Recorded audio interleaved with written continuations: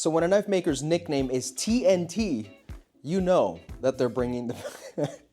I can't... The last part of that was supposed to be bringing the boom, and I just can't. Anyways, today we're talking about the Big Bang. This is Tony's debut folder with We. It's got some really interesting features going on, but before we dive into the knife itself, let's talk a little bit about Tony.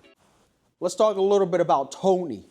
This first elementary back is a fucking shit show. So Tony's been making knives since the age of 14. So while most of us were trying to figure out how to microwave pizza rolls, he was learning the art of knife making. Now over the years, Tony has honed his skills, blending a deep love for design with a background in material science and engineering. And you can tell with a design like the Big Bang. For starters, we got a beautiful hollow ground 20 CV blade. The handle features this really cool fluted chamfer milling that's kind of unique to Tony. It gives the knife a kind of integral look without it actually being an integral, which is just really sweet. The thumb studs feature this really cool milling pattern on it as well, which is a little bit of an interesting learning curve to it, but once you get it, the action is just so good. There's so many little details on this knife that kind of make you think, how did this guy come up with this? What I think makes Tony stand out is just his level of care for each one of his pieces. Whether it's his custom work that he's been doing since his teens or his production work, you can tell that it's a mix of precision,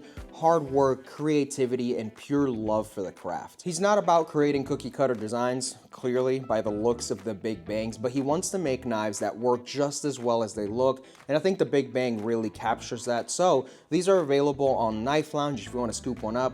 This one here is in bronze, one of my favorites, but I think there's also like a black wash TLC version.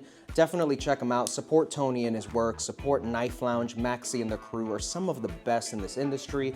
And I guess the last question is this something you would carry?